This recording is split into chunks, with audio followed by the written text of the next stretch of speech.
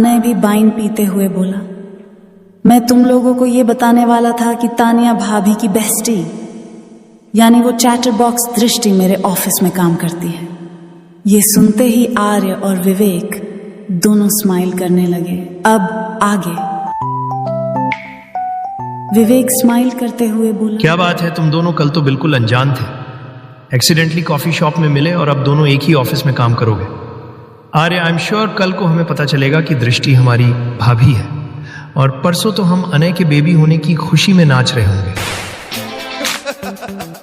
आर्य ने हंसते हुए विवेक की बातों का पूरा सपोर्ट किया और अनय दोनों को खा जाने वाली नजरों से घूरने लगा और कहा, Whatever, मुझे तो बस इतना पता है कि वो चैटर बॉक्स मेरे ऑफिस में काम करेगी और वहां मैं उसका बॉस हूं।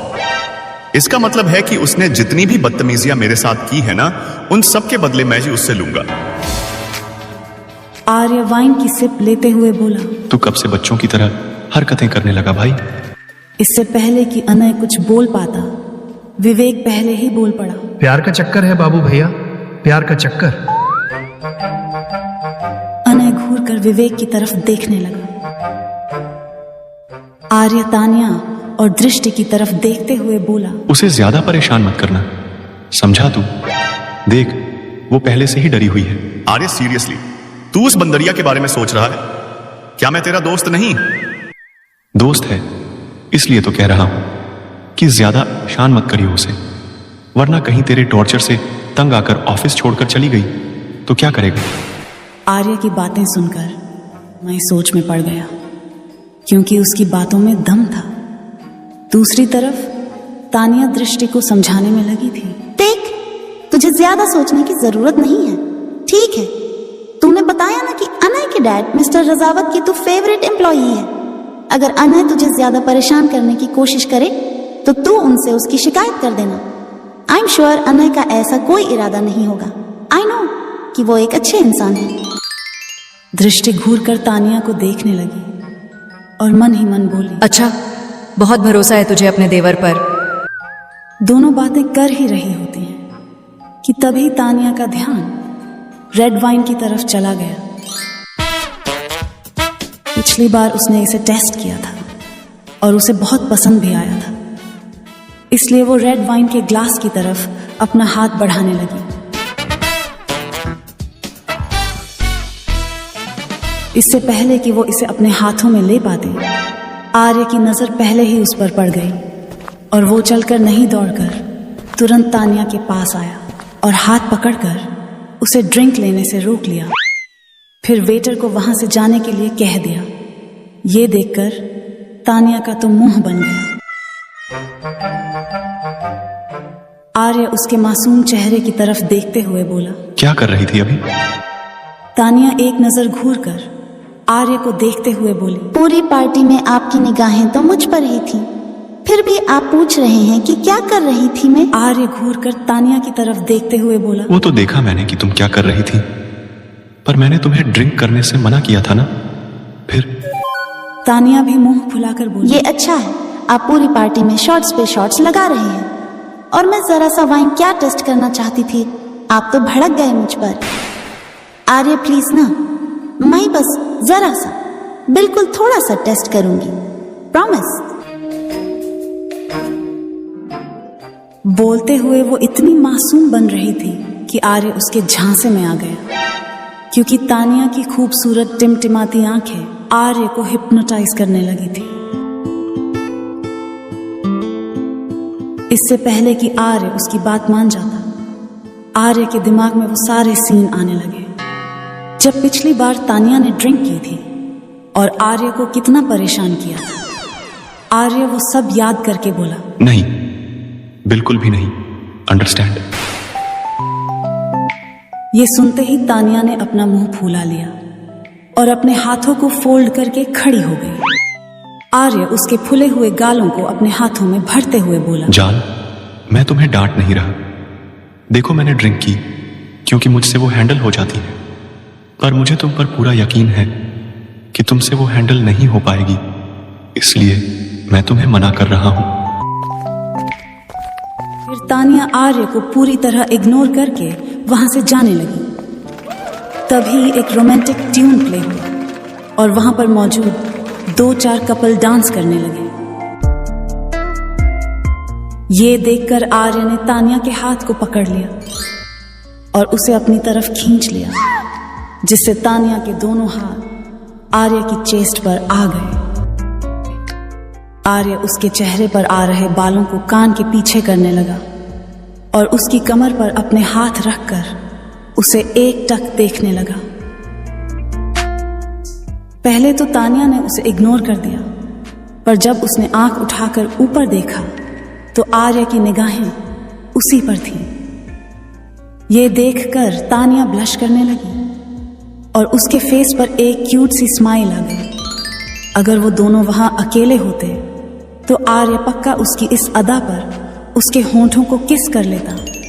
उसने तानिया को थोड़ा और अपने करीब कर लिया और उसमें खोकर डांस करने लगा।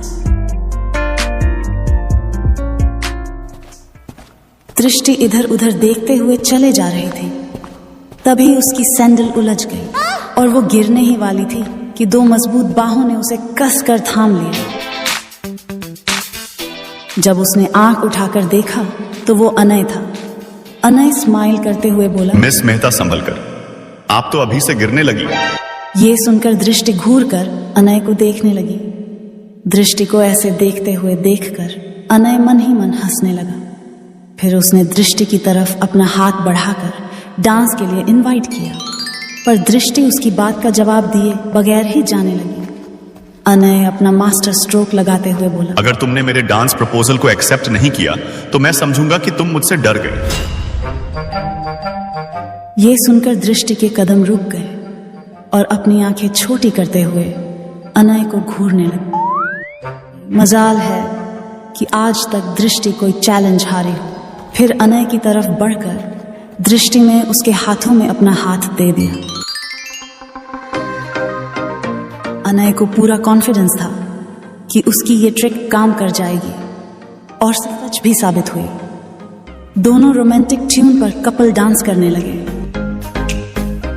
अनय ने जब दृष्टि की तरफ देखा तो वो उसकी झील सी गहरी आंखें और नरम गुलाबी होंठों में खो सा गया। उसका मन कर रहा था कि वो झुककर अभी आहिस्ते से उसे चूम ले, पर उसने अपने आप को कंट्रोल किया। लेकिन वो अभी भी दृष्टि के चेहरे से अपनी नजरें नहीं हटा पा रहा था। दृष्टि ने जब अनय की हरकतों को नोटिस किया तो मन ही मन बोली, देखो तो कैसे बेशर्मों की तरह मुझे ताड़ रहे हैं। ये सोचते हुए उसने अपनी पलकें झुका ली। अनय उसके चेहरे पर आ रहे बालों को कान के पीछे करते हुए बोला, बहुत खूबसूरत लग तुम इस ड्रेस में। दृष्टि दूसरी तरफ देखते हुए बोली, थैंक यू। ड्रेस के लिए या कॉम्प्लीमेंट के लिए? दोनों के लिए। अनय उसे टीज करते हुए बोला, मुझे नहीं पता था कि तुम इतनी डरपोक निकलोगी। दृष्टि को अब तो पता चल ही चुका था कि ये ड्रेस अनय ने ही उसे पार्सल की थी। अनय उसके चेहरे की तरफ देखते हुए बोला, उस दिन कॉफी शॉप में तो तुम बहुत शेरनी बन रही थी, फिर आज कैसे भीगी बिल्ली की तरह पार्टी में आने से मना कर रही थी? क्या तुमको मुझे फेस करने में डर लग रहा था? अनय ने यह दृष्टि को पोक करने के लिए कहा था। दृष्टि पहले तो सकपका गई, फिर खुद को नॉर्मल करते हुए बोली, मुझे आपसे कोई डर वर नहीं लगता, समझे आप। वो तो बस मेरा मन नहीं था आने का, इसलिए मैं नहीं आना चाहती थी। अनय उसकी बात मानते हुए बोला, ओके मैडम, मैंने मान लिया कि आप बिल्ली नहीं शेरनी हो। अनय का इतना कहना था कि दृष्टि अपनी टिमटिमाती आंखों से अनय को देखने लगी। ये देखकर अनय मन ही मन बोला, यार ये लड़की अगर इसी तरह मुझे देखती रही तो मैं इसे अभी किस कर लूंगा, फिर बाद में मुझे ही ब्लेम करेगी ये। युवान और विवेक सबको कपल डांस करते हुए देख रहे थे, पर उन दोनों की निगाहें आर्य, तानिया और दृष्टि अनय पर ही थी। आर्य और तानिया की लाइफ तो सेट थी, इसलिए युवान विवेक की तरफ देखते हुए बोला, विवेक भाई आपको क्या लगता है? विवेक भी उनके रोमांटिक डांस को देखते हुए बोला, छोटे, मुझे लगता है कि तेरी दृष्टि दी का जल्द ही प्रमोशन होने वाला है। दोनों अनय और दृष्टि की तरफ देखते हुए स्माइल करने लगे, क्योंकि उन्हें लगा नहीं था कि अनय इतनी जल्दी किसी के प्यार में पड़ जाएगा।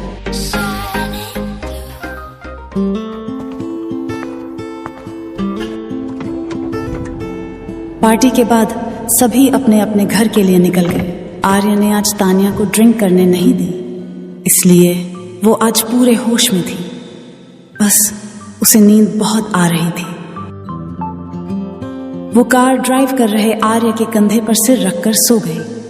आर्य ने ड्राइव करते हुए उसके माथे को चूम लिया और उनकी कार सिंघानिया मैंशन की तरफ बढ़ गई। तानिया नींद के आगोश में पूरी तरह जा चुकी थी, इसलिए आर्य ने कार पार्क करके आहिस्ते से उसकी तरफ का डोर खोल दिया और उसे अपनी बाहों में उठाकर अपने रूम की तरफ चला गया। फिर उसे आहिस्ते से बेड पर सुला दिया और खुद चेंज करने के वॉशरूम चला गया। जब वो वापस आया तो एक नजर तानिया को देखा। तानिया पार्टी ड्रेस में थी, इसलिए उसने उसका नाइट गाउन लाकर उसके कपड़े चेंज कर दिए। फिर उसे अपनी बाहों में भरकर नींद की आगोश में वो भी चला गया। अगली सुबह तानिया की नींद देर से खुली। जब उसने कमरे में देखा तो आर्य वहां नहीं था। उसकी आज एक इम्पोर्टेंट मीटिंग थी, इसलिए वो ऑफिस के लिए जल्दी निकल गया था। इधर उधर देखने के बाद तानिया का ध्यान अपने कपड़ों पर गया। वो अपने कपड़े चेंज देखकर समझ गई कि ये आर्य का ही काम होगा। तानिया को आर्य का ये केयरिंग नेचर बहुत अच्छा लगता था। वो बेड से उठी और फ्रेश होने के लिए वॉशरूम में चली गई। थोड़ी देर बाद वो रेडी होकर बाहर आई तो देखा कि सब ब्रेकफास्ट कर चुके थे, इसीलिए उसने भी अपने रूम में ब्रेकफास्ट किया और नीचे आ गई जहां वेद खेल रहा था। तानिया को देखकर वेद अपना खेल भूलकर दौड़कर तानिया की तरफ आया, जिससे तानिया अपने घुटने के बल बैठ गई। वैद ने अपने छोटे छोटे हाथों को तानिया के गले में लपेटकर उसके गाल किस करते हुए गुड मॉर्निंग विश किया। फिर तानिया उसके रुई जैसे मुलायम गालों को किस करके बोली, गुड मॉर्निंग मेरा बच्चा। फिर वो वेद को पढ़ाने लगी। जब उसे लगा कि वो काफी देर से वेद को पढ़ा रही है और वो अब बोर हो चुका है, तो उसे अपने गोद में उठाकर गार्डन की तरफ घूमने के लिए चली गई। वेद अपनी मम्मा की तरफ देखते हुए बोला, मम्मा मुझे आइसक्रीम खाना है। तानिया उसे घर के अंदर की तरफ ले जाते हुए बोली, ठीक है, चलो मैं तुम्हें आइसक्रीम खिलाती हूँ। इस पर वेद बोला, नहीं मम्मा, मुझे बाहर वाली आइसक्रीम खानी है प्लीज। तानिया को पता था कि सिंघानिया मैंशन के पास में ही एक आइसक्रीम पार्लर है और वेद वहीं की आइसक्रीम की बात कर रहा था, पर वो वेद को समझाते हुए बोली, पर बेटा हमारे किचन में भी उतनी ही टेस्टी आइसक्रीम रखी हुई है ना, तो फिर तुम्हें बाहर की आइसक्रीम क्यों खानी है? वेद जिद करते हुए बोला, नहीं मम्मा, मुझको वहां की आइसक्रीम खानी है। आखिर में तानिया को वेद के जिद के आगे झुकना पड़ा, इसलिए वो वेद को गोद में लेकर सिंघानिया मैंशन से बाहर आई। आइसक्रीम पार्लर पास में ही था, इसलिए वो बिना गार्ड्स के ही वहां चली गई।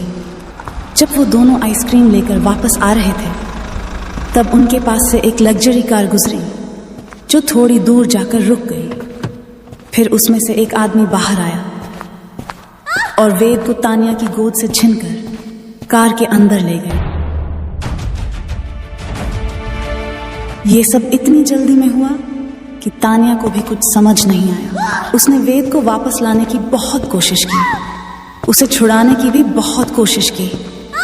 वो उस आदमी के हाथों को काट रही थी, नोच रही थी, लेकिन आदमी के सामने औरत ताकत में कमजोर ही होती है, इसलिए तानिया अपनी पूरी जान लगा रही थी। उसकी ये कोशिश देखकर उस किडनैपर ने अपने से तानिया को धक्का देने के लिए कहा। उसके गार्ड ने तानिया को तुरंत धक्का दे दिया, जिससे तानिया का बैलेंस बिगड़ गया और वो वहीं गिर गई। गिरने से उसके माथे पर चोट लग गई और खून बहने लगा। पर इन सब से तानिया को कोई फर्क नहीं पड़ा। उसके कानों में बस वेद की मासूम आवाज गूंज रही थी। तानिया फिर से उठकर उस कार के पास जाने लगी। लेकिन कुछ ही सेकंड्स में वो कार वहां से गायब हो।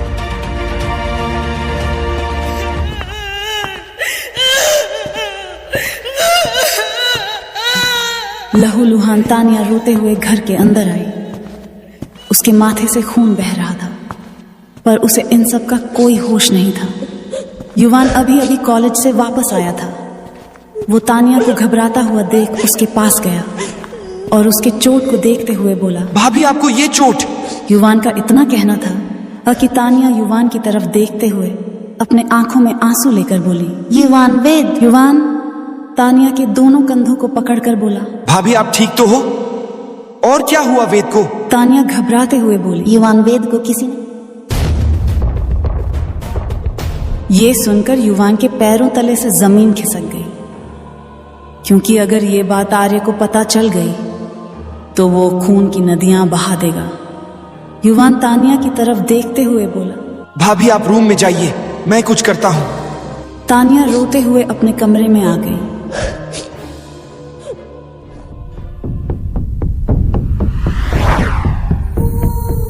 आर्य को जब ये बात पता चली तो वो बिजली की रफ्तार से कार को दौड़ाते हुए सिंघानिया मैंशन पहुंच गया। उसे पता चल चुका था कि वेद किडनैप हो चुका है। वो सीधे अपने कमरे में गया। उसे तानिया की इस लापरवाही पर बहुत गुस्सा आ रहा था। वो सीधे उसके पास गया और इस वक्त वो बहुत गुस्से में था। उसने तानिया के कंधे को झकझोरकर गुस्से से दांत पीसते हुए बोला, मैंने तुम्हें पहले भी कहा था कि कहीं भी जाओ बिना बॉडीगार्ड्स के मत जाना, पर नहीं, तुम्हें तो मेरी बात न मानने की आदत हो चुकी है।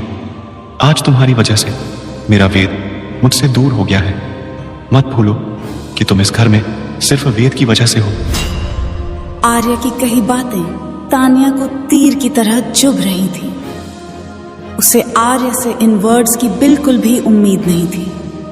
आर्य ने एक नजर अपनी लाल आंखों से तानिया को देखा और कहा, अगर मेरे बेटे को जरा सी भी खरोंच आई तो मैं तुम्हें नहीं छोड़ूंगा तानिया।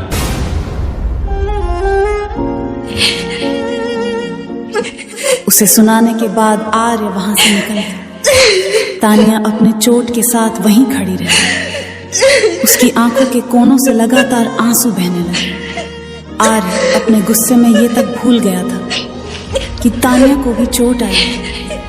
तानिया को भी अपनी कोई फिक्र नहीं थी। फिक्र थी तो बस वेद की।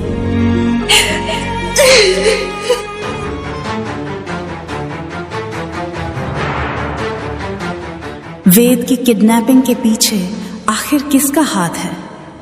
क्या आर्य उस शख्स तक पहुंच पाएगा? क्या होगा अब तानिया का? आर्य का गुस्सा अब किस हद तक जाने वाला है? आर्य तानिया को सुनाने के बाद वहां से चला गया और तानिया अपने चोट के साथ वहीं खड़ी रह गई। उसकी आंखों के कोनों से लगातार आंसू बहने लगे। आर्य अपने गुस्से में ये तक भूल गया था कि तानिया को भी चोट आई है। तानिया को भी अपनी कोई फिक्र नहीं थी। फिक्र थी तो बस वेद की। अब आगे।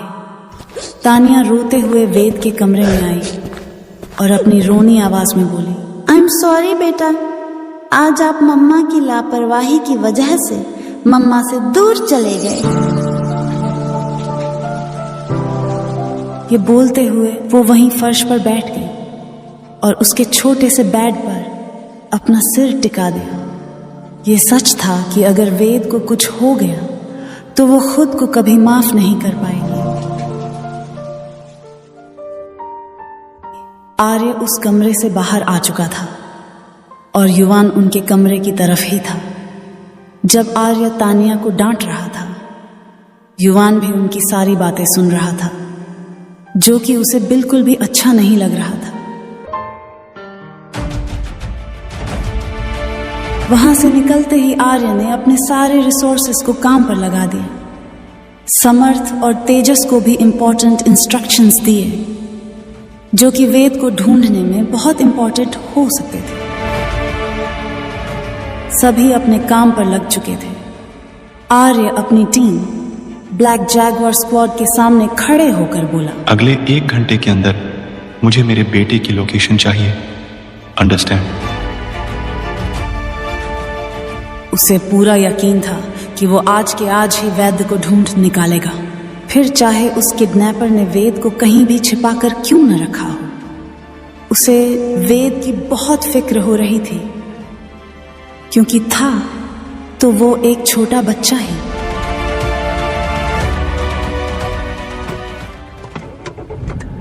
आर्य अपनी स्क्वाड से डिस्कस करके निकल ही रहा था कि तभी उसे किसी अननोन नंबर से कॉल आई। कुछ सोचकर उसने कॉल पिक कर ली।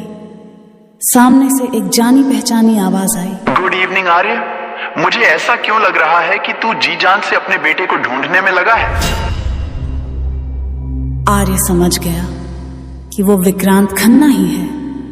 गुस्से से तिलमिलाते हुए आर्य ने कहा, बातों को घुमाने की जरूरत नहीं है, सीधे पॉइंट पर आ।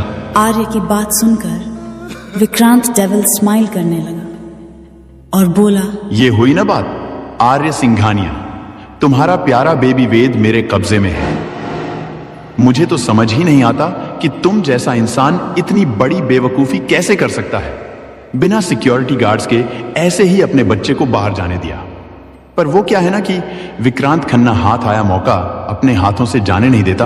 और देखो, आज तुम्हारी सबसे बड़ी कमजोरी मेरे हाथ लग गई। आर्य पूरे एटीट्यूड में बोला, जितना खुश होना है हो ले विक्रांत, क्योंकि वेद को ढूंढने के बाद मैं तेरा वो हाल करूंगा जो तूने कभी सपने में भी नहीं सोचा होगा। अपनी जबान को लगाम दो आर्य सिंघानिया। मत भूलो कि तुम्हारा प्यारा बेटा मेरे कब्जे में है। अगर तुमने आवाज ऊंची करने की गलती की तो ये उस नन्ही सी जान की जिंदगी पर भारी पड़ सकता है। आर्य गुस्से से लाल होकर बोला, अगर मेरे बेटे को एक खरोंच भी आई तो मैं इस दुनिया से तेरा वजूद मिटा दूंगा विक्रांत। आर्य सिंघानिया, फिलहाल तो तुम कुछ नहीं कर सकते। वैसे मेरे आदमी बता रहे थे कि तुम्हारी बीवी बहुत खूबसूरत और बहुत हॉट है, और अब तुम्हारी इतनी बड़ी कमजोरी मेरे हाथ में लगी है, तो तानिया के साथ मेरी एक रात तो बनती है ना आर्य। विक्रांत का इतना कहना था कि आर्य गुस्से में तिलमिला उठा और अपनी कड़क आवाज में बोला, मेरी बीवी के बारे में इतनी घटिया बात करने की तेरी हिम्मत कैसे हुई? मेरे बेटे को हाथ लगाकर तूने अपनी मौत कंफर्म कर ली है, और मेरी बीवी के बारे में बोलकर तूने अपनी मौत को बदतर बना लिया है। बस कुछ पल और चैन से जी ले, क्योंकि फिर मैं तुझे जीने लायक नहीं छोड़ूंगा। ये बोलते हुए आर्य बहुत खतरनाक लग रहा था। उसने कॉल डिस्कनेक्ट किया और वहां से कहीं बाहर निकल गया। दूसरी तरफ तानिया ने अभी तक पानी भी नहीं पिया था। वो वेद की किडनैपिंग के लिए खुद को गुनहगार मान रही थी। उसने भी डिसाइड कर लिया था कि जब तक उसे वेद नहीं मिलेगा तब तक वो कुछ भी नहीं खाएगी। उसका ध्यान अपनी चोट की तरफ तो बिल्कुल नहीं था। हालांकि माथे से खून बहना बंद हो चुका था, पर उसे किसी भी चीज की कोई सुध-बुध नहीं।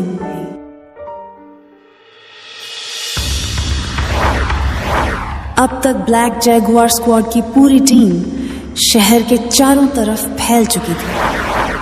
आर्य ने ऑर्डर दिया था कि अगले 1 घंटे के अंदर उसे वेद की लोकेशन का पता चाहिए। इसीलिए उसकी टीम जी जान से इस मिशन में लगी हुई थी। दूसरी तरफ रजावत इंडस्ट्री।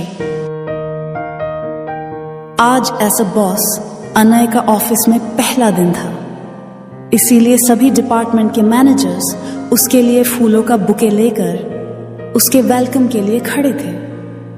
नो डाउट दृष्टि के चेहरे के रंग उड़े हुए थे और कुछ दिन तक तो उसे इस बात को हजम करने में लगने ही वाले थे कि अब अनय उसका बॉस है। सबने अनय को बुके दिया और ऑफिस में उसका स्वागत किया, पर आज उसकी पीए शिवानी एब्सेंट थी। अनय का पहला दिन था, इसलिए पूरे प्रोजेक्ट को समझाने के लिए आज मिस शिवानी का होना जरूरी था। थोड़ी देर बाद पता चला कि मिस शिवानी जब घर से ऑफिस के लिए निकली थी तो उन पर जानलेवा अटैक हुआ, जिससे वो अभी हॉस्पिटल में एडमिट है। इस न्यूज को सुनकर अनय का फेस एक्सप्रेशन पूरी तरह से सख्त हो गया। उसे समझ नहीं आ रहा था कि उसका ऑफिस ज्वाइन करना और मिस शिवानी पर अटैक होना कहीं आपस में जुड़े हुए तो नहीं, क्योंकि दुश्मनों की कमी तो अनय की भी नहीं थी। उसने मिस शिवानी की रिपोर्ट ली तो पता चला कि उनकी हालत सीरियस है, इसलिए उन्हें रिकवर होने में कुछ महीने का वक्त लगने वाला था। अनय ने शिवानी की ट्रीटमेंट की पूरी जिम्मेदारी कंपनी को दे दी और उसे रेस्ट करने के लिए कहा। अब अनय को अपने लिए एक पीए की जरूरत थी, ऑफिस के काम और प्रोजेक्ट्स को समझाने के लिए। अब अनय के पास ये ऑप्शन था कि वो बाकी डिपार्टमेंट मैनेजर्स की परफॉर्मेंस देखे और उनमें से किसी एक को अपना पीए सिलेक्ट करे। जब डिपार्टमेंट के मैनेजर्स को ये बात पता चली तो सब खुशी से नाचने लगे। खासकर फीमेल मैनेजर्स तो बहुत ही ज्यादा एक्साइटेड थी अपने हैंडसम यंग बॉस की पीए बनने के लिए। अगर कोई ना खुश था तो दृष्टि ही थी। वो मन ही मन बोली, अरे यार शिवानी, तुम्हें अभी ही कुछ होना था।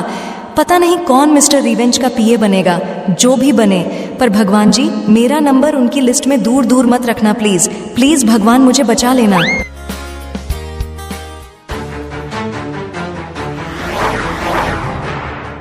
लगभग 1 घंटे के अंदर ही आर्य की ब्लैक जैगवार स्क्वाड ने वेद की लोकेशन ढूंढ निकाली और वहां पर पहुंच गई। विक्रांत को लगा नहीं था कि आर्य इतनी जल्दी अपने बेटे को ढूंढ लेगा। कहा वो वेद के सहारे आर्य बर्बाद करने वाला था, और कहां अब आर्य उसे उसके किए की बदतर सजा देने वाला था। विक्रांत ने अपनी पूरी सिक्योरिटी फोर्स से वेद को कैद कर रखा था, पर आर्य की ब्लैक जैगवार स्क्वाड के सामने विक्रांत की आर्मी कुछ भी नहीं थी। पूरा अंडरवर्ल्ड ब्लैक जैगवार स्क्वाड के नाम से कांपता था। आर्य की इस टीम का सामना करना अच्छों की बस की बात नहीं थी। इस बार भी इस स्क्वाड ने अपना मिशन कंप्लीट कर लिया था। विक्रांत की आर्मी को चींटियों की तरह रौंदते हुए वो वेद तक पहुंच गए और सही सलामत उसे वापस घर ले आए। आर्य भी घर पहुंच चुका था और अपने बेटे को अपने सामने सही सलामत देखकर उसकी आंखें नम हो गईं। आर्य ने उसके सिर को सहलाते हुए उसके गालों को चूम लिया और कहा, बेटा आप ठीक हो? वेद अपनी प्यारी आवाज में बोला, हाँ डैडी मैं बिल्कुल ठीक हूं। ये कहते हुए वेद चारों तरफ देखने लगा और सबकी तरफ देखते हुए बोला, डैडी मम्मा कहाँ हैं? अब जाकर एकदम से आर्य को तानिया का एहसास हुआ। वेद को ढूंढने में आर्य तानिया के बारे में तो भूल ही गया था। फिर वो जल्दी से तानिया को देखने के लिए अपने कमरे में आया। उसके पीछे पीछे युवान और वेद भी आ गए, पर तानिया वहां नहीं थी। जब उसे वो कमरे में नहीं मिली तो आर्य थोड़ा परेशान हो गया। कुछ सोचते हुए वो वेद के कमरे में आया तो देखा कि तानिया वेद के बेड पर सिर टिकाकर सोई हुई थी। उसे इस हालत में देखकर युवान आर्य की तरफ देखते हुए बोला, भाई आपको भाभी को इस तरह डांटना नहीं चाहिए था। आपको पता है वेद ने ही भाभी से जिद की थी कि वो बाहर की आइसक्रीम खाना चाहता था। तानिया भाभी ने उसे मना भी किया था, पर वेद नहीं माना। और मुझे बाहर जाकर पता चला है कि जब वो किडनैपर वेद को किडनैप करने की कोशिश कर रहा था तो भाभी उसके साथ लड़ पड़ी थी, जिससे उनके माथे पर चोट आ गई। अब आर्य को अपनी गलती का एहसास हो रहा था, क्योंकि जाने अनजाने में ही सही, लेकिन उसने तानिया को बहुत कुछ सुना दिया था। वो कैसे भूल गया था कि तानिया ने उसकी जिंदगी में उसकी खोई हुई खुशियां उसे वापस की थी। वो तानिया के पास गया और उसके गाल को सहलाते हुए उसे जगाने लगा, पर तानिया थी कि उठने का नाम नहीं ले रही थी। आर्य एक मेड से पूछने लगा। तानिया ने खाना खाया? मेड ने सिर झुकाकर जवाब दिया। सर, मैडम ने सुबह से पानी तक नहीं पिया है। मैंने उन्हें खाने के लिए 1-2 बार कहा भी, पर उन्होंने साफ मना कर दिया, ये कहकर कि जब तक वे वेद बाबा का चेहरा नहीं देखेंगी वो कुछ भी नहीं खाएंगी। आर्य को अब बहुत पछतावा हो रहा था। उसने दोबारा तानिया के सिर पर हाथ रखा तो उसे महसूस हुआ कि तानिया को बहुत तेज बुखार हो रहा था। तानिया के हाथ बिल्कुल लूज थे। इसका मतलब यह था कि वो बेहोश हो चुकी थी। आर्य ने तुरंत उसे गोद में उठाया और अपने कमरे की तरफ ले जाने लगा। अपनी मम्मा को इस हालत में देखकर वेद रोने लगा और रोते रोते युवान से बोला, चाचू, मम्मा को क्या हो गया?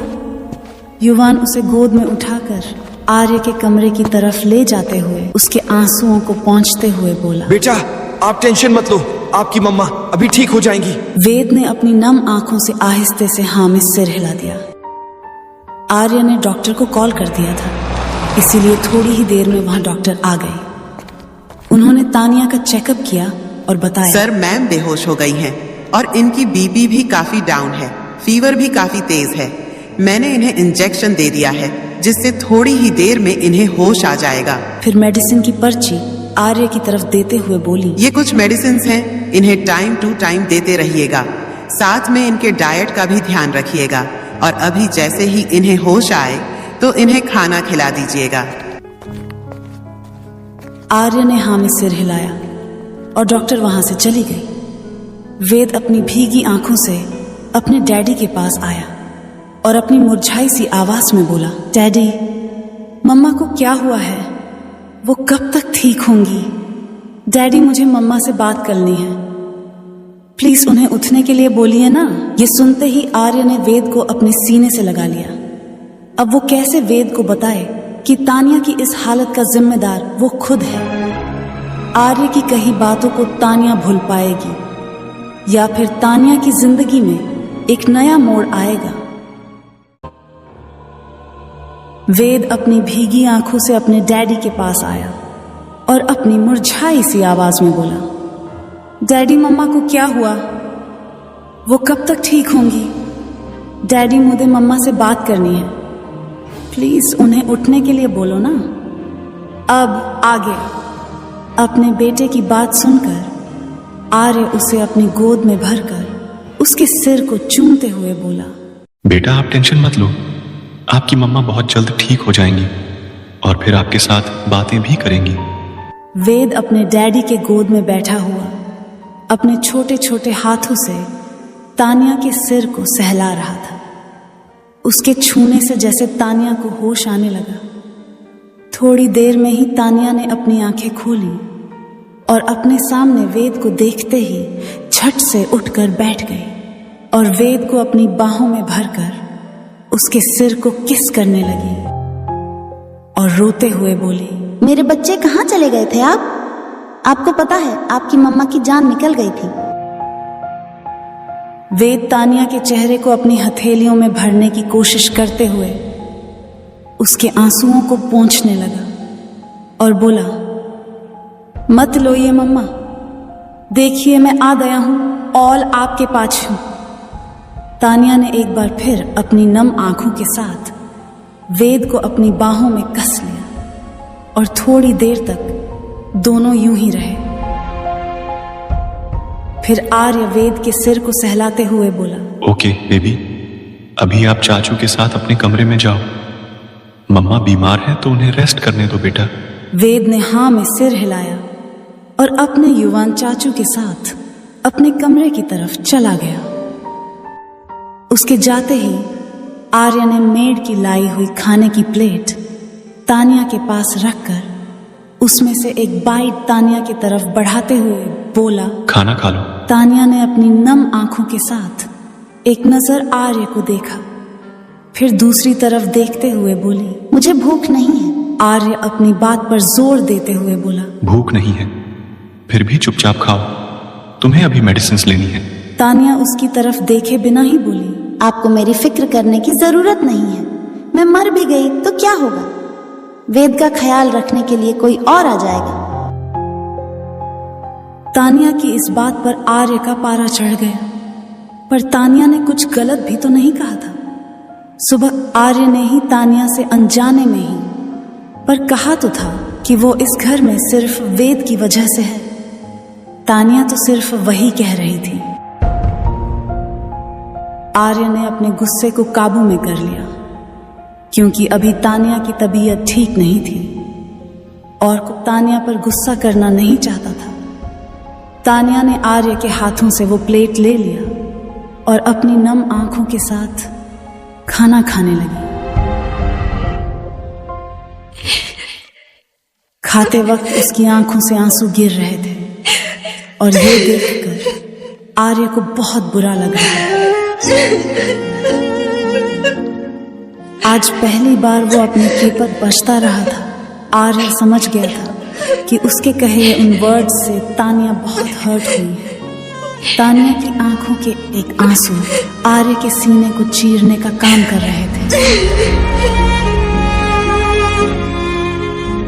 उसे पता था कि तानिया के डैड ने तानिया को बहुत रुलाया था और उसने भी आज वही कहा।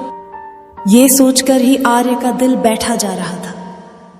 उसे महसूस हो रहा था कि आज तानिया खुद को कितना अकेला महसूस कर रही होगी, क्योंकि उसने आज उसे इस घर में उसकी जगह बता दी थी। आर्य को पता था कि तानिया की जगह उसके दिल में, पर अनजाने में ही सही उसने तानिया का दिल दुखा दिया था। उसने आज एक बार फिर उसके दिल को तोड़ दिया था। तानिया ने जैसे तैसे खुद को संभालते हुए खाना खाया, क्योंकि वो किसी को अपनी वजह से परेशान करना नहीं चाहती थी। खाना खाने के बाद आर्य ने उसे दवाई दी। तानिया ने ज्यादा न नुक्कड़ नहीं करते हुए चुपचाप वो दवाई खा ली और बेड के एक कोने में सिमट कर सो गई। उसकी ये खामोशी आर्य को बहुत चुभ रही थी। उसकी वजह से आज तानिया का दिल टूट गया था और ये सोचकर ही वो पागल सा हो गया था। उसने एक नजर सोती हुई तानिया को देखा और वॉशरूम में फ्रेश होने के लिए चला गया। जब वो वापस आया तो तानिया को देखते हुए उसके बगल में बैठ गया। उसने उसके चेहरे को ध्यान से देखा, जिसमें आंसुओं की लकीरें बन गई थी। उसने आहिस्ते से तानिया का हाथ अपने हाथों में लिया और उसे चूमते हुए बोला, आई एम सॉरी वाइफी, आज मेरी वजह से तुम्हारी ये हालत है। प्लीज मुझे माफ कर दो, मुझसे बहुत बड़ी गलती हो गई। फिर उसका ध्यान उसके माथे पर लगी चोट पर गया। उसने टाइम वेस्ट न करते हुए तुरंत फर्स्ट एड बॉक्स लाकर उसके माथे पर ऑइंटमेंट लगाने लगा। दवाई लगाते ही उसे तेज जलन हुई और नींद की हालत में ही उसकी हल्की आह निकल गई। उसे थोड़ी देर देखने के बाद वो उसके बगल में लेट गया। तानिया जानबूझकर एकदम किनारे सोई थी ताकि वो आर्य की पहुंच से दूर रहे। अगली सुबह आर्य की जब आंख खुली तो उसने अपने साइड में देखा तो तानिया वहां नहीं थी। तानिया आर्य के जागने से पहले उठ गई थी और वॉशरूम में फ्रेश होने के बाद वेद के कमरे में चली गई थी। आर्य ने वॉशरूम की तरफ देखा तो वो वहां भी नहीं थी। फिर वो फ्रेश होने के लिए वॉशरूम में चला गया। थोड़ी देर बाद बाहर आकर वो अपने जिम में चला गया। इधर तानिया वेद के बेड के पास बैठकर उसके सिर को सहलाने लगी। तानिया ने आज नेवी ब्लू कलर की एक सिंपल सी साड़ी पहनी हुई थी, जिसमें वो काफी खूबसूरत लग रही थी। वेद को सहलाते सहलाते कब उसे आंख लग गई, तानिया को पता ही नहीं चला। थोड़ी देर तक वहीं वेद के पास ही सो गई। तानिया की नींद तब खुली जब वेद अपने छोटे छोटे हाथों से तानिया के गाल पर थपकी देने लगा था। मम्मा उठो ना। वेद की प्यारी सी आवाज जब तानिया के कानों में पड़ी तो उसकी नींद अपने आप टूट गई। वो वेद के प्यारे प्यारे होठों पर किस करते हुए बोली, गुड मॉर्निंग मेरे बच्चे। वेद स्माइल करते हुए बोला, गुड मॉर्निंग मम्मा। तानिया वेद को लेकर वॉशरूम में चली गई और थोड़ी देर बाद उसे रेडी करके बाहर ले आई। फिर नीचे किचन में जाकर सबके लिए ब्रेकफास्ट बनाने लगी। वेद किचन काउंटर में बैठा हुआ अपनी मम्मा को कुकिंग करते हुए देख रहा था। आर्य जब रेडी होकर नीचे आया तो उसने किचन में झांक कर देखा जहां तानिया खाना बना रही थी। उसे देखकर आर्य ने मन ही मन बोला, मैंने इसे रेस्ट करने के लिए कहा था, पर नहीं, इसे तो मेरी कोई बात सुननी ही नहीं है। फिर वो ब्रेकफास्ट की टेबल पर बैठ गया और थोड़ी देर में ही वहां सारे आ गए। चैतन्य दादाजी तानिया की तरफ देखते हुए बोले, बेटा अब कैसी है आपकी तबीयत? इससे पहले कि तानिया कोई जवाब दे पाती, अनिल जी बीच में ही बोल पड़े, बेटा तबीयत ठीक नहीं थी तो ब्रेकफास्ट बनाने की कोई जरूरत नहीं थी। शेफ्स ये काम कर लेते। तुम ज्यादा काम मत किया करो और अभी जितना हो सके उतना रेस्ट करो। तानिया स्माइल करते हुए उन्हें ब्रेकफास्ट सर्व करते हुए बोली, डोंट वरी डैड, मैं बिल्कुल ठीक हूँ। तानिया ने आर्य के प्लेट में भी ब्रेकफास्ट सर्व किया, पर उसकी तरफ आंख उठाकर भी नहीं देखा। तानिया का उसे इस तरह से इग्नोर करना आर्य को खल खल रहा था और वो जल्द से जल्द तानिया से माफी मांगना चाहता था। शाम का वक्त, तानिया अपने बेडरूम में थी और वो बालकनी से सनसेट के ब्यूटीफुल व्यू को निहार रही थी। तभी यकायक उसकी आंखों में आंसू आ गए। उन्हें पोंछते हुए वो वापस कमरे में आई और अपने कबर्ड में से एक फोटो फ्रेम को निकालकर उसे देखने लगी। यकायक फिर उसकी आंखों में आंसू आ गए और उस फ्रेम को छू गए। तानिया अपनी आंखों में आंसू लेकर फोटो को देखते हुए बोली, मम्मा आप कहाँ चली गई हैं? मुझे यूं अकेला छोड़कर? आपको पता है मैं आज भी आपको उतना ही मिस करती हूँ जितना 20 साल पहले करती थी। प्लीज आप थोड़ी देर के लिए वापस आ जाओ माँ, मुझे आपकी गोद में सोना है। प्लीज मम्मा। ये बोलते हुए तानिया जोर जोर से रोने लगी। तभी उसके कंधे पर एक गर्म स्पर्श महसूस हुआ। उसने पीछे पलटकर देखा तो वो आर्य था। तानिया ने एक्सपेक्ट नहीं किया था कि आर्य इस वक्त घर पर होगा। तानिया में झट से अपने आंसू पोंछ लिए और उसकी तरफ देखते हुए बोली, आप कब आए? आर्य उसी समय आ गया था जब तानिया अपनी मॉम के फोटो फ्रेम से बातें कर रही थी। आई एम सॉरी तानिया, मैंने अनजाने में ही तुम्हें तकलीफ दे दी। तानिया अपने फेस पर एक दर्द भरी स्माइल लेकर बोली, इन तकलीफ की तो जैसे आदत सी हो गई है मुझे। ऐसे कई दर्द के साथ मैंने अपनी अभी तक की लाइफ गुजार ली है और मुझे पता है आगे भी मुझे इन्हीं के साथ जीना होगा। ये कहते हुए तानिया वहां से जाने लगी, पर आर्य ने उसका हाथ पकड़कर उसे रोक लिया और वहीं बेड पर बिठा दिया। आर्य ने उसे रिक्वेस्ट करते हुए कहा, तानिया प्लीज एक बार मेरी तरफ देखो। तानिया ने उसकी बातों को पूरी तरह इग्नोर कर दिया।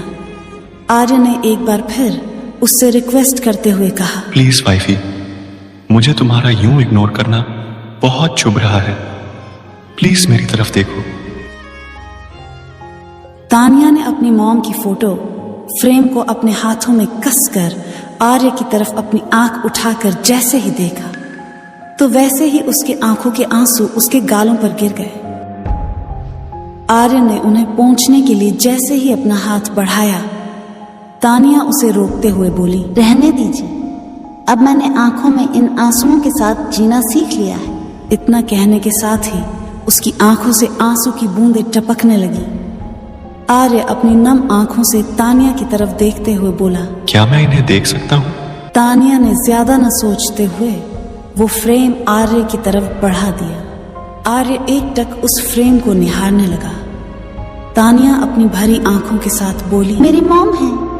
20 साल पहले ये मुझे अकेला छोड़कर चली गई थी। तब से मैं इस दुनिया में अकेली हूं। बहुत याद आती है इनकी, पर क्या करूं?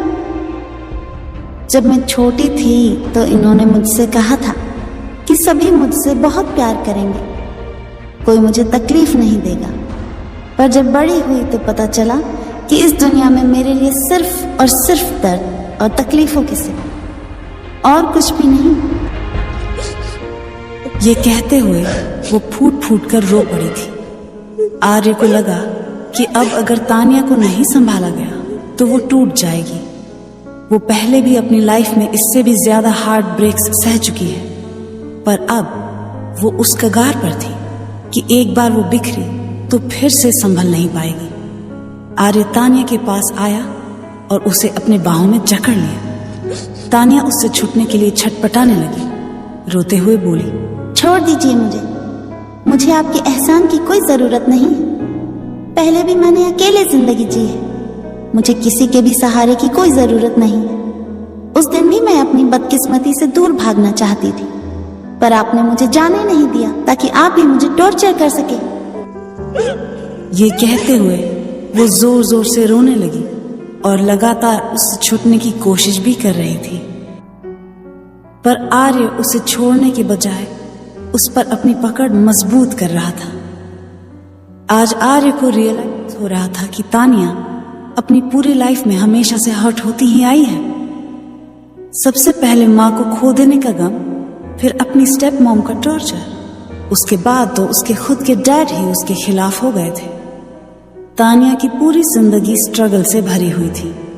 वो तानिया के सिर को चूमते हुए बोला, वाइफी प्लीज शांत हो जाओ। मैं मानता हूं कि मुझसे बहुत बड़ी गलती हुई है, मुझे वो सब नहीं कहना चाहिए था। I am sorry Tania, please तुम एक बार शांत हो जाओ। तानिया ने रोते हुए उससे छूटने की बहुत कोशिश की, पर आखिर में वो नाकाम रही। फिर उसने आर्य की बाहों में खुद को लुझ छोड़ दिया। थोड़ी देर तक दोनों ऐसे ही रहे। तानिया आर्य के सीने से लगी हुई सिसक रही थी। आर्य ने उसे आहिस्ते से अलग किया और पानी का ग्लास लेकर तानिया पिलाने लगा। अब तक तानिया की आंखें रो रो कर लाल हो चुकी थी। आर्य तानिया के गालों को अपने हाथों में भरकर अपनी नम आंखों के साथ बोला, wifey I am really very sorry, मैंने अनजाने में तुम्हें हर्ट कर दिया। तुम मेरे लिए क्या हो ये मैं कभी शब्दों में बयां नहीं कर सकता। मुझसे अनजाने में बहुत बड़ी गलती हो गई, प्लीज मुझे माफ कर दो वाइफी। तानिया ने आर्य की आंखों में गिल्ट देखा। उसकी नम आंखें बता रही थी कि तानिया को चोट पहुंचाकर उसे कैसा महसूस हो रहा था। तानिया ने अपनी नम सूंझी हुई आंखों के साथ आर्य की तरफ देखा और एक बार फिर उसके गालों पर आंसुओं की लकीरें खींच गईं। आर्य उसके आंसुओं को पोंछकर उसके माथे चूमते हुए बोला, तुम आर्य सिंघानिया के दिल की धड़कन हो जिसके सहारे मैं जिंदा हूं। अगर तुम ही मुझसे नजरें फेर दोगी तो मेरा दिल धड़कना बंद हो जाएगा तानिया। ये कहते हुए उसने तानिया को अपने सीने में छुपा लिया। तानिया ने भी अपनी आंखें बंद करके अपना सिर आर्य के सीने पर रख दिया। क्या तानिया आर्य को माफ कर पाएगी या आर्य की कही बातें उसके दिल में हमेशा रहने वाली हैं? आगे की कहानी जानने के लिए बने रहे इस सीरीज में।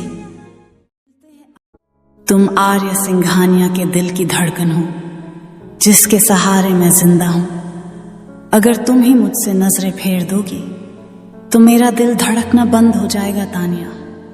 ये कहते हुए उसने तानिया को अपने सीने में छुपा लिया और तानिया ने भी अपनी आंखें बंद करके अपना सिर आर्य के सीने पर रख दिया। अब आगे दोनों थोड़ी देर तक ऐसे ही रहे। जब आर्य को उसकी कोई हलचल मालूम नहीं हुई तो वो तानिया से अलग हुआ। शायद दवाइयों के असर से वो सो चुकी थी। आर्य ने आहिस्ते से तानिया के माथे को चूम लिया और उसे बेड पर सुलाकर ब्लैंकेट से कवर कर दिया। थोड़ी देर उसे निहारने के बाद वो उसके बगल में लेट गया। आज उसकी आंखों में नींद कोसों दूर थी। तानिया की बातों से वो समझ गया था कि उसने तानिया को डीपली हर्ट किया है, उसे ये एहसास करवाया है कि वो अभी भी इस दुनिया में अकेली है। आर्य को समझ नहीं आ रहा था कि वो अब तानिया के चेहरे पर दोबारा स्माइल कैसे लाए। यही सब सोचते हुए उसने पूरी रात जागते हुए गुजार दी। अगली सुबह तानिया ब्रेकफास्ट रेडी करके अनिल जी के कमरे में आई, उन्हें ब्रेकफास्ट के लिए बुलाने के लिए। तब वो एक बुक पढ़ रहे थे। तानिया ने उन्हें नीचे आने के लिए कहा, पर अनिल जी ने उसे रोक लिया। बेटा यहाँ आओ। तानिया ने खुद को नॉर्मल करते हुए कहा, क्या हुआ डैड, सब ठीक है? वो अनिल जी से अपनी तकलीफें, अपना दर्द छिपाने की कोशिश कर रही थी, पर भला एक डैड से अपनी बेटी की तकलीफें कभी छुपी हैं क्या, जो अब छिप जाती। अनिल जी समझ गए कि उनकी बेटी को किसी ने डीपली हर्ट किया है। तानिया अनिल जी के बगल में बैठ गई। अनिल जी उसके सिर पर प्यार से हाथ फेरते हुए बोले, बताओ क्या बात है, मुझे पता है कि तुम दुखी हो। तानिया फिर से अपनी तकलीफ छिपाने की कोशिश करते हुए अपने फेस पर एक फेक स्माइल लाकर, नहीं तो डैड, ऐसा बिल्कुल भी नहीं है। ये कहते ही उसकी आंखों से आंसू की एक बूंद गिरकर उसके गालों पर आ गई। तानिया ने जैसे ही एक तरफ के आंसू को झट से पोंछा, अनिल जी उसके दूसरे गाल के आंसू को पोंछते हुए बोले, मेरी बेटी तो ऐसी नहीं थी, वो अपने डैड से कोई भी बात नहीं छिपाती थी। अनिल जी का इतना कहना था कि तानिया की आंखों से आंसू बहने लगे। वो अनिल जी के सीने से लगकर फूट फूट कर रोने लगी। अनिल जी ने उसे अपने सीने से लगा लिया और उसके सिर को प्यार से सहलाने लगे। उन्हें तो तानिया को देखकर ही पता चल गया था कि वो ठीक नहीं है। थोड़ी देर तक तानिया यूं ही सिसकती रही और अनिल जी प्यार से उसके सिर को सहलाते रहे। फिर जब तानिया थोड़ी में शांत हुई तो अनिल जी ने पानी का ग्लास तानिया की तरफ बढ़ाकर उसे पानी पिलाया और उसके सिर को सहलाते हुए बोले, बेटा, एक पिता से अपने बच्चे की तकलीफ नहीं छुपती और मैं अपनी बेटी से नाराज भी हूं। मेरी बेटी इतनी तकलीफ में है और उसने अपने डैड को बताना भी जरूरी नहीं समझा। बताओ बेटा, क्या हुआ है? किसी ने तुमसे कुछ कहा क्या तुमसे? तानिया ने ना में सिर हिला दिया और अनिल जी की तरफ देखते हुए अपनी नम आंखों के साथ बोली, मुझे मेरी मॉम की बहुत याद आ रही है। इतना कहते हुए वो फिर से रोने लगी। अनिल जी उसे अपने सीने में छिपाते हुए उसे शांत कराते हुए बोले, मॉम, नहीं है तो क्या हुआ? तुम्हारा ये पिता हमेशा तुम्हारे साथ है और वो अपनी बेटी के आंखों में आंसू नहीं देख सकता। अनिल जी तानिया के फैमिली लाइफ एक्सपीरियंस के बारे में जानते थे। वो ये भी जानते थे कि तानिया जब 2 साल की थी तभी उसकी मॉम की डेथ हो गई थी और किस तरह से उसके डैड और उसकी स्टेप मॉम ने उसे टॉर्चर किया।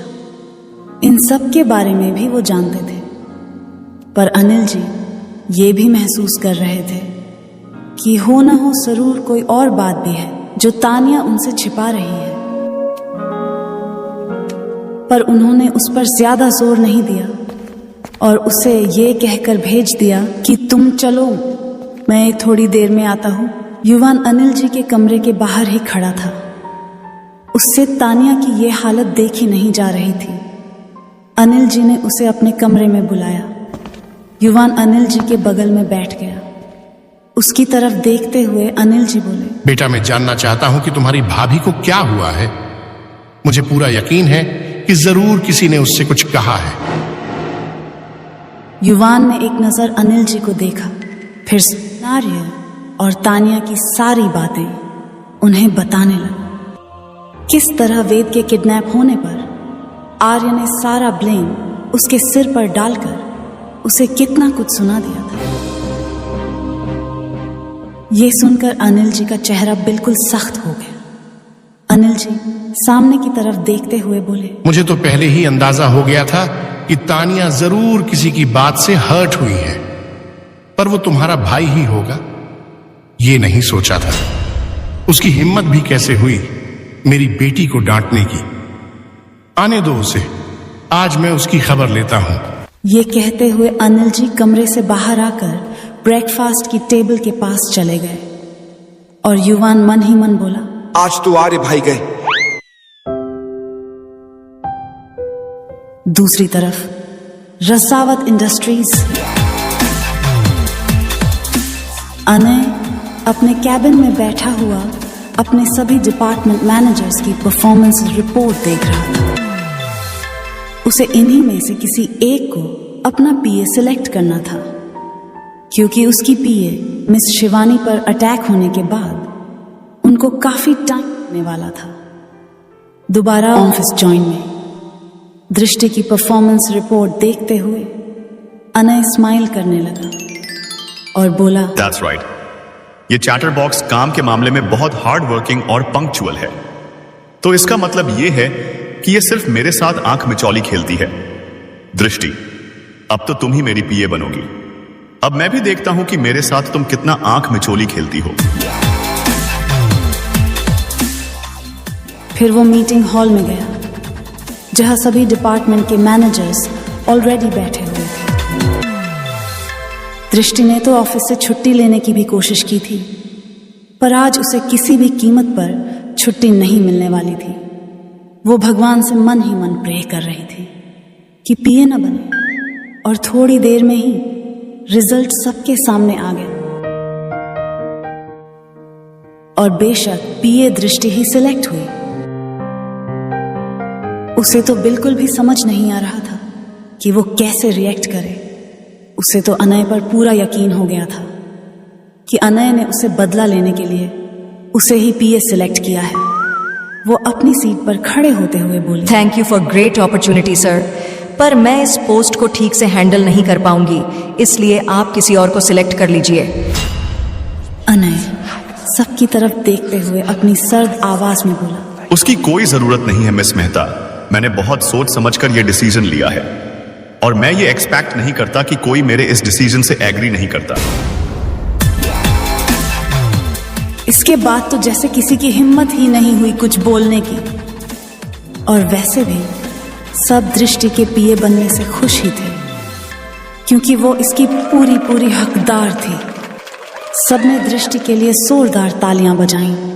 अगर कोई नाखुश था तो वो थी मिस साइना मलिक, जो कि प्रोजेक्ट प्लानिंग डिपार्टमेंट की मैनेजर थी। वो अपनी जलती आंखों से दृष्टि को घूर रही थी, क्योंकि उसे पूरा यकीन था कि अनय की पीए तो वही बनेगी, पर अब उसका सपना चकनाचूर हो चुका था। सबने दृष्टि को बधाई दी पीए बनने की। अनय मीटिंग हॉल से बाहर निकलते हुए बोला, कैबिन में मेरा वेट करो, I'll be there in 10 minutes. अब दृष्टि उसकी पीए थी तो उसे अनय के साथ ही काम करना था और ऑफिस का ज्यादातर वक्त उसके साथ रहते हुए ही बिताना था। दृष्टि उसके कैबिन में गई और अनय का वेट करने लगी। आज से पहले उसे कभी इतनी बेचैनी नहीं हुई थी। उसे समझ नहीं आ रहा था कि वो इतनी घबरा क्यों रही है। उसने अपने आप को रिलैक्स करते हुए कहा, डोंट वरी दृष्टि, यू आर स्ट्रांग, तुझे उनसे डरने की कोई जरूरत नहीं है। पर फिर भी उसकी बेचैनी थी कि कम होने का नाम ही नहीं ले रही थी। तभी अनय केबिन में एंटर हुआ। दृष्टि को बेचैन देखकर उसके फेस पर एक शरारती स्माइल आ गई। वो दृष्टि की तरफ देखते हुए बोला, मिस दृष्टि, तुम तो मेरा इस तरह से इंतजार कर रही हो जैसे ये ऑफिस का कैबिन नहीं बल्कि हमारी फर्स्ट नाइट का बेडरूम है।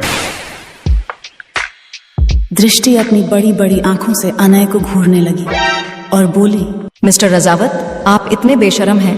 मैंने नहीं सोचा था कि आप मुझसे इस तरह से बात करेंगे।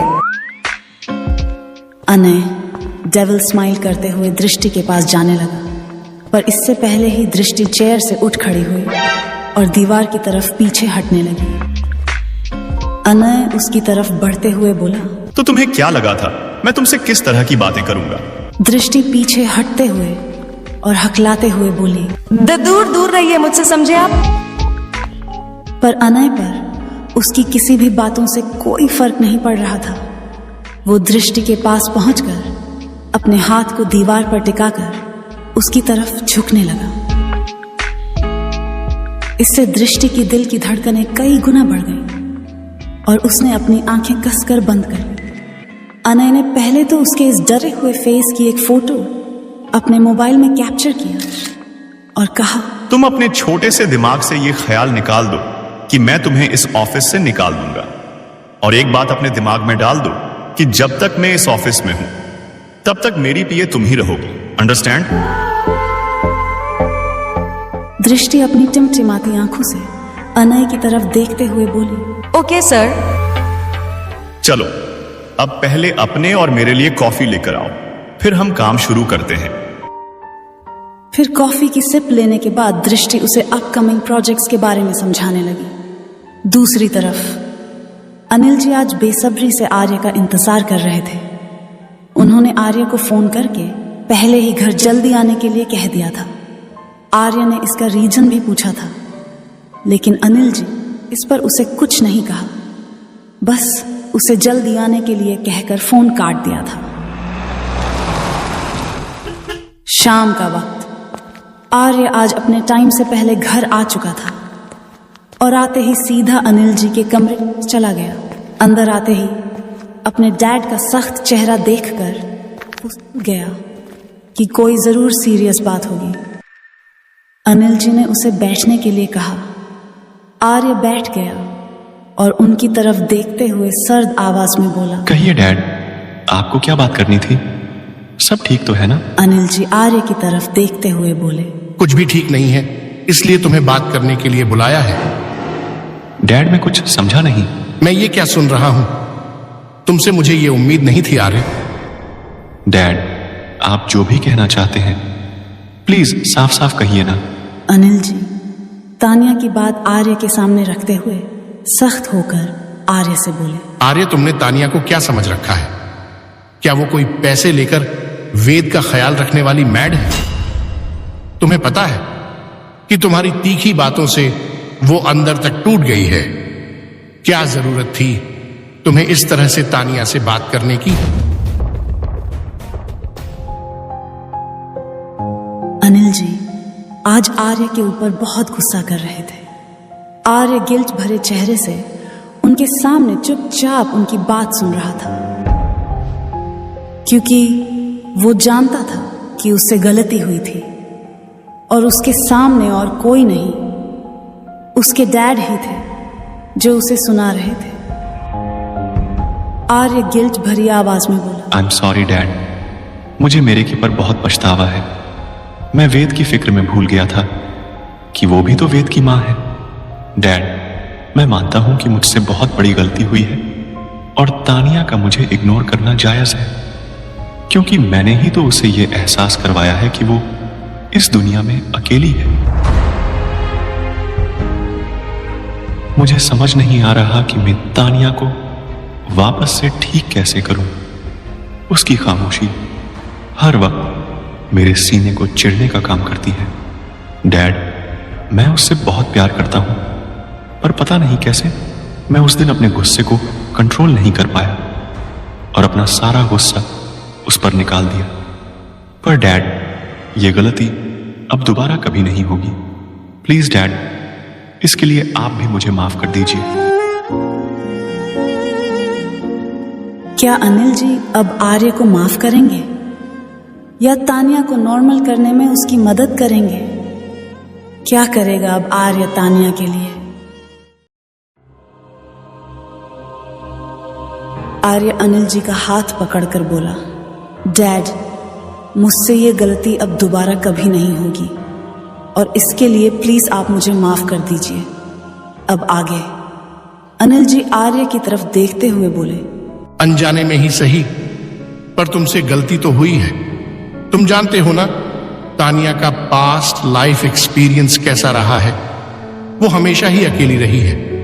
ऐसे में उसे दोबारा इसका एहसास करवाना कि वो तुम्हारी जिंदगी में कोई मायने नहीं रखती। ये बहुत पेनफुल है। और तुम ये कैसे भूल सकते हो कि उसने तुम्हारे वेद की स्माइल तुम्हें वापस की है, तुम्हें तुम्हारे बिछड़े बाप से मिलाया है, तुम्हारे छोटे भाई की मां बनी है और इस घर को बिल्कुल तुम्हारी मॉम की तरह ही संभाला हुआ है। आर्य बस गिल्ट भरी नजरों से अनिल देख रहा था, फिर उनकी तरफ देखते हुए बोला, आई एम सॉरी डैड, मैं आपको बता नहीं सकता कि जब से मैंने तानिया को हर्ट किया है मैं चैन से जी नहीं पा रहा हूं। मुझे उसकी बहुत चिंता हो रही है डैड। आर्य बेटा, तुम तानिया से प्यार करते हो और अगर तुम पूरे दिल से उसे सॉरी कहोगे तो वो मान जाएगी। पर आर्य, बात यहां सिर्फ तुम्हारे सॉरी कहने और उसके माफ कर देने भर से नहीं है। जहां तक मैं अपनी बेटी को जानता हूं, वो जल्दी किसी की भी बात का बुरा नहीं मानती। ऐसा भी हो सकता है कि वो तुमसे नाराज ना हो, उसे बस उन जख्मों को भरने में टाइम लग रहा हो जिसे तुमने अनजाने में कुरेद दिया है। अनिल जी की बातें सुनकर आर्य को भी समझ आ थी कि क्यों तानिया को उसकी कड़वी बातें भूलने में इतना टाइम लग रहा है। अब उसे समझ आ गया कि उसे तानिया को किस तरह से ठीक करना है। अनिल जी आर्य की तरफ देखते हुए सख्त होकर बोले, बेटा, गलती तो तुमसे हुई है, इसलिए सजा तो तुम्हें मिलेगी। तुम्हारी सजा ये है कि जब तक तुम मेरी बेटी को ठीक नहीं कर दोगे तब तक तुम मुझसे बिल्कुल भी बात मत करना। अंडरस्टैंड? आर्य अनिल जी को लाचारगी से देखता रह गया। उसके पास कोई ऑप्शन नहीं था, इसलिए वो बाहर आकर अपने कमरे में चला गया। कमरे में कोई नहीं था क्योंकि तानिया वेद के कमरे में थी। आर्य सोफे पर बैठकर तानिया की फोटो को अपने फोन में निकालकर देखने लगा और उसे देखते हुए बोला, क्या तुम एक बार के लिए भी मुझे माफ नहीं करोगी? प्लीज वापस आ जाओ, मैं तुम्हें बहुत मिस कर रहा हूं वाइफी। ये कहते ही आर्य की आंखें नम हो गईं और उसने तानिया की फोटो को अपने सीने से लगाते हुए अपनी आंखें बंद कर ली। तानिया बाहर दरवाजे पर खड़ी होकर आर्य की सारी बातें सुन रही थी, जो थोड़ी देर पहले ही वहां आकर खड़ी हुई थी। उसकी बातें सुनकर तानिया की आंखें भी नम हो गईं।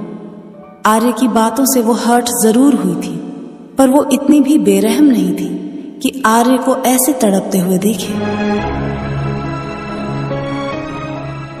वो भी जानती थी कि आर्य उससे कितना प्यार करने लगा था। अब तक भले ही तानिया ने उससे अपने प्यार का इजहार नहीं किया था, पर फिर भी आर्य को पता था कि तानिया के दिल में उसके लिए क्या है। तानिया तो सिर्फ थोड़ा टाइम ले रही थी। दूसरी तरफ अनय को आज सुबह से ही बहुत मन हुआ कि वो आर्य और बाकी सबसे मिलकर आए। इसीलिए वो अपनी कार लेकर सिंघानिया मेंशन की तरफ निकल पड़ा।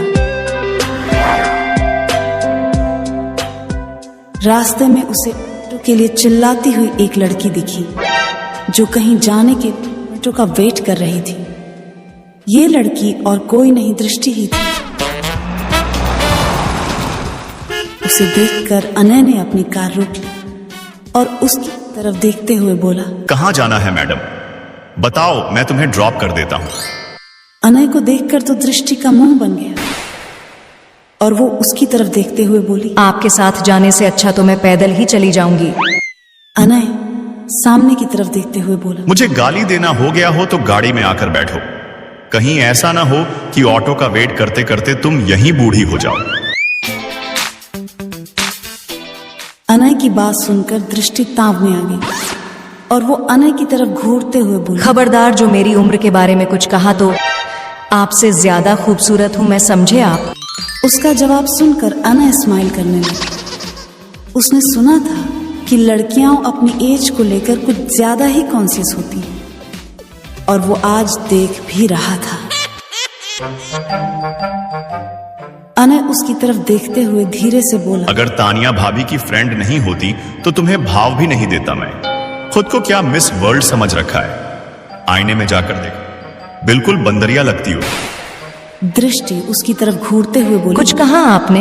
अनय ने ना में सिर हिला दिया और दोबारा पूछने लगा, आ जाओ, तुम्हें ड्रॉप कर देता हूं, टेंशन मत लो, तुम्हें रास्ते में खा नहीं जाऊंगा मैं।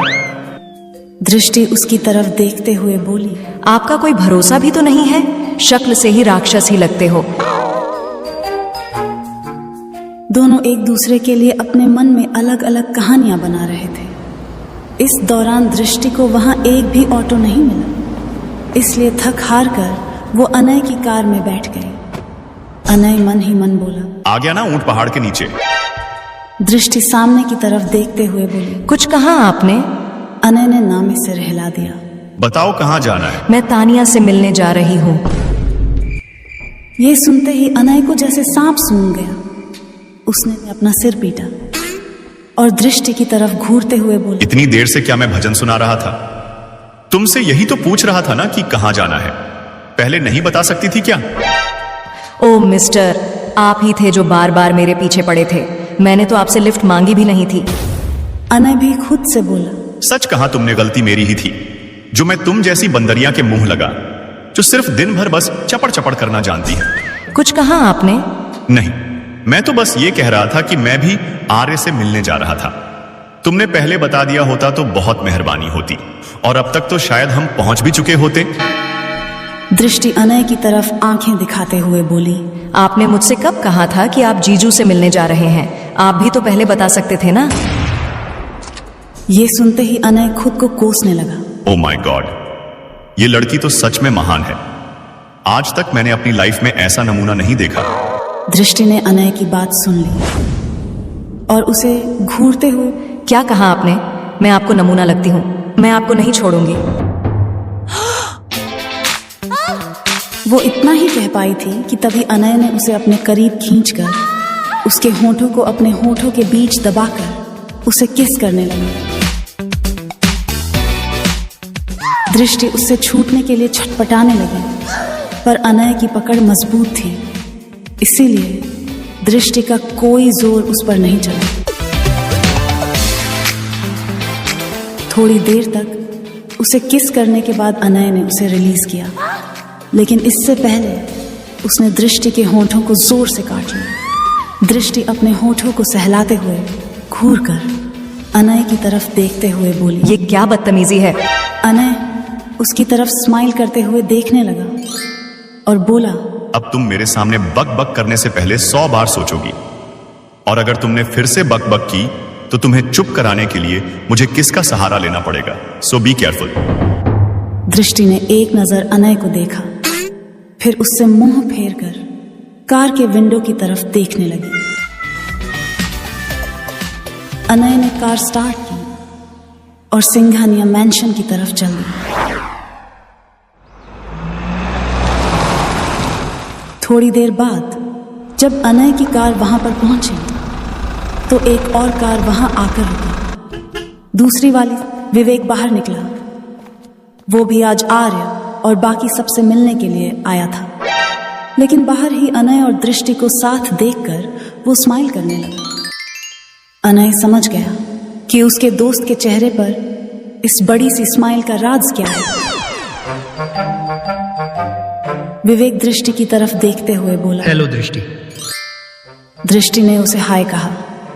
फिर विवेक अनय के पास जाकर बोला, क्या बात है दृष्टि, साथ आजकल बहुत चिल कर रहा है तू। अनय उसे घूरते हुए बोला, तुझे मेरे मामलों में बड़ा इंटरेस्ट आ रहा है। विवेक ने अनय के फेस की तरफ देखकर स्माइल करते हुए कहा, इंटरेस्ट तो आएगा ना भाई। ये कहते हुए विवेक अनय को देखकर हंसे ही जा रहा था और उसे यूं हंसता हुआ देखकर अनय को दाल में कुछ काला लग रहा था और विवेक उसके इरादों पर खरा उतरते हुए बोला, अनय मेरे भाई, तू कब से लिपस्टिक लगाकर घूमने लगा? अगर तुझे लिपस्टिक लगाने का शौक था तो मुझे बता देता, मैं तेरे लिए एक से एक ब्रांडेड लिपस्टिक की लाइन लगा देता। अब ऐसे किसी दूसरे की लिपस्टिक खराब करके लगाना ये अच्छी बात नहीं है अनय। देख, तूने खुद को लिपस्टिक लगाने के चक्कर में दृष्टि की आधी लिपस्टिक गायब कर दी। ये कहकर विवेक अनय की बैंड बजाते हुए अंदर चला गया। अनय उसे घूरते हुए बोला, विवेक के बच्चे, मैं तुझे नहीं छोड़ूंगा। फिर उसकी नजर दृष्टि की तरफ गई, जो अपनी खतरनाक नजरों से उसे ही घूर रही थी। दृष्टि को ऐसे देखकर तो अनय सन्न रह गई। दृष्टि उसे घूरते हुए ही बोली, बहुत शौक था ना मुझे चुप करवाने का, हो गई ना बेइज्जती विवेक के सामने। अब पता नहीं वो क्या सोच रहे होंगे मेरे बारे में। ये कहते हुए दृष्टि ने अपने रुमाल से अनय के होंठ पोंछ दिए और उसे घूरते हुए अंदर चली गई। अनय ने अपना सिर स्टीयरिंग पर पटका और मुंह लटकाकर वो अंदर चला गया। सभी हॉल में बैठे हुए थे। दृष्टि ने नोटिस किया जैसे तानिया और आर्य के बीच कुछ ठीक नहीं है। फिर जब तानिया सबके लिए चाय और कॉफी बनाने के लिए किचन में गई तो दृष्टि भी किचन में चली आई। दृष्टि तानिया की हेल्प करते करते बोली, हाँ, क्या हुआ तानिया, तू कुछ ठीक नहीं लग रही है। तानिया ने उसे टालते हुए कहा, सब ठीक है, तू कुछ ज्यादा ही सोच रही है। दृष्टि ने तानिया का मुंह अपनी तरफ करते हुए कहा, मुझे क्या बेवकूफ समझ रखा है? तू सारी दुनिया को बेवकूफ बना सकती है पर मुझे नहीं समझी। चल बता, अब हुआ क्या है? तानिया दृष्टि की तरफ देखते हुए रोने लगी। दृष्टि उसे अपने गले से लगाते हुए उसे शांत करते हुए बोली, शांत हो जा और बता क्या हुआ है। तानिया ने अपने और आर्य के बीच की सारी बातें उसे बता दी। तानिया अपने आंसू पोंछते हुए बोली, आर्य अपने कहे वर्ड्स के लिए बहुत ज्यादा गिल्टी फील कर रहे हैं, पर दृष्टि, मैं भी क्या करूं? मैं हूं तो एक इंसान ही ना। मैं चाहकर भी आर्य की कही उन बातों को भूल नहीं पा रही। ये बातें बार बार मुझे ये रियलाइज करवाती है कि मैं चाहे किसी के लिए कितना भी क्यों ना कर लूं, पर किसी के दिल में मैं कभी जगह नहीं बना सकती। दृष्टि बहुत ध्यान से तानिया की बातें सुन रही थी। फिर उसने उसे समझाते हुए कहा, तानिया, मैं तेरी बातें समझ सकती हूँ और तू अपनी जगह बिल्कुल सही भी है, पर एक बार तू अपने दिल से ये बोझ हटाकर आर्य जीजू को भी देखने की कोशिश कर। मैं मानती हूँ कि उन्होंने बहुत गलत किया, उन्हें ऐसा नहीं कहना चाहिए था, लेकिन वो उस वक्त अपने बेटे के लिए बहुत परेशान थे। अगर उनकी जगह पर तू होती और उन्होंने भी यही गलती की होती तो शायद तू भी ऐसे ही रिएक्ट करती। तानिया देख, मेरी बातों का बुरा मत मानना, मैं बस तुझे समझाने के लिए कह रही हूँ और मुझे पूरा यकीन है कि जीजू से अब ऐसी गलती दोबारा नहीं होगी। दृष्टि, मैं तेरी बात समझती हूँ। मैंने आर्य को मेरी याद में तड़पते हुए देखा है। मैंने उसी वक्त डिसाइड कर लिया था कि मैं उन्हें अब और तड़पने नहीं दूंगी। मैं इतनी भी बेरहम नहीं हूँ जो आर्य की एक गलती माफ ना कर पाऊं। दृष्टि उसकी तरफ देखते हुए स्माइल करते हुए बोली, जीजू और तू दोनों मेड फॉर ईच अदर हो। मैं भी चाहती हूँ कि तुम दोनों अपनी मिसअंडरस्टैंडिंग खत्म करके एक हो जाओ। फिर दोनों चाय और कॉफी की ट्रे लेकर किचन से बाहर आने लगे। जब तानिया और दृष्टि किचन में थी तब आर्य, अनय और विवेक भी इस बात पर डिस्कस कर रहे थे। उन्होंने भी आर्य को इस बारे में समझाया। बातों बातों में वक्त गुजरा। फिर सभी अपने अपने घर की तरफ चले गए। रात को डिनर के बाद तानिया बेड पर बैठी हुई कुछ सोच रही थी। तभी आर्य आया और पीछे से ही तानिया को हग कर लिया। तानिया समझ गई कि वो आर्य ही है, इसलिए उसने कोई हलचल नहीं की। आर्य अपनी गिल्ट भरी आवाज में बोला, जान प्लीज मुझे माफ कर दो, मैं तुम्हारे बगैर नहीं जी पाऊंगा, प्लीज मुझसे बात करो ना। तानिया अपनी आंसू भरी आंखों से आर्य की तरफ देखते हुए बोली, मैं आपसे बिल्कुल भी गुस्सा नहीं हूँ। मुझे तो बस आपकी कही बातें बहुत चुभी थी। बस उसी दर्द को थोड़ा कम करने की कोशिश कर रही थी। आर्य ने अपने कान पकड़ते हुए कहा, I am sorry wifey, I know मैं बहुत बुरा हूं, क्या तुम एक बार मुझे माफ नहीं कर सकती? तानिया उसके दोनों हाथों को कान से छुड़ाते हुए, क्या कर रहे हैं आप माफी मांगते हुए अच्छे नहीं लगते। आप प्रॉमिस कीजिए कि कि फिर कभी मुझे ये नहीं कहेंगे कि मैं इस दुनिया में अकेली हूँ। फिर आर्य ने उसे अपनी बाहों में भरते हुए उसके माथे को चूम लिया। तानिया अपनी भरी आंखों के साथ आर्य की तरफ देखते हुए बोली, आर्य, अगर आपके होते हुए भी मैं इस दुनिया में अकेली हूँ तो जीने से अच्छा है कि मैं मर जाऊं।